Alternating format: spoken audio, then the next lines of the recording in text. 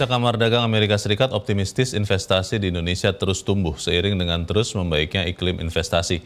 Kepastian hukum, kemudahan mengurus perizinan usaha dan pertukaran sumber daya manusia menjadi kunci tumbuhnya investasi. Kamar Dagang Amerika Serikat di Indonesia menggelar konferensi ke-10 bertajuk Reaping the Benefits of Reform dengan fokus pembahasan kemajuan ekonomi dan kepastian iklim investasi di Indonesia sebagai nilai jual utama dalam penguatan kerjasama ekonomi kedua negara. Prestasi sukses Indonesia menjadi tuan rumah Forum Internasional G20 dan keketuaan Indonesia di Forum ASEAN pada 2023 menjadi pendorong Indonesia untuk terus menjaga stabilitas ekonomi dan kepastian investasi. Vice Chair AmCham Indonesia, Douglas Ramas mengatakan, idealnya keterbukaan terhadap investasi tidak hanya kemudahan dalam mengurus perizinan usaha, tetapi juga kemudahan dalam pertukaran sumber daya manusia. A few of the things that have been accomplished under President Jokowi's leadership is that the regulatory environment is somewhat less complex. There's the single window system, so it's one-stop shopping for investment licenses, business licenses. That's improved things. A big concern of the international business community for years was it was very difficult for foreigners working in business in Indonesia to get a visa for longer than 1 year. Now we can get 5 years.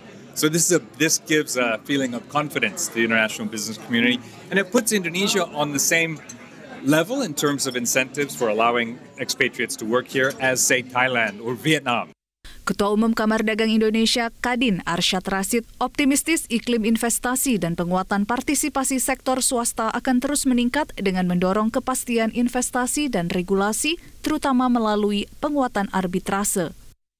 Masalah kepastian hukum itu menjadi kunci, ya.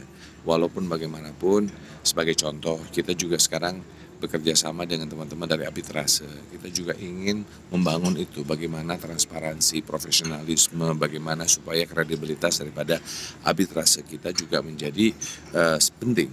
Supaya nantinya nggak perlu lah ngapain arbitrase ke luar negeri, ya kan, ke negara lain.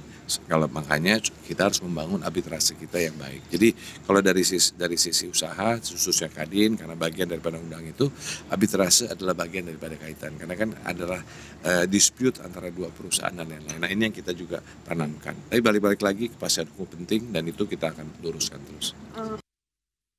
Perubahan yang dilakukan pemerintah Indonesia membuat Kamar Dagang Amerika Serikat optimistis Indonesia adalah pasar berkembang yang menjadi target investasi yang menarik. Berkaca kembali dari hasil kesepakatan yang diteken di G20, Indonesia diharapkan terus konsisten menerapkan kebijakan baik perdagangan ataupun fiskal yang pro-investasi. Dari Jakarta, Jose Nicole, Media Group Network.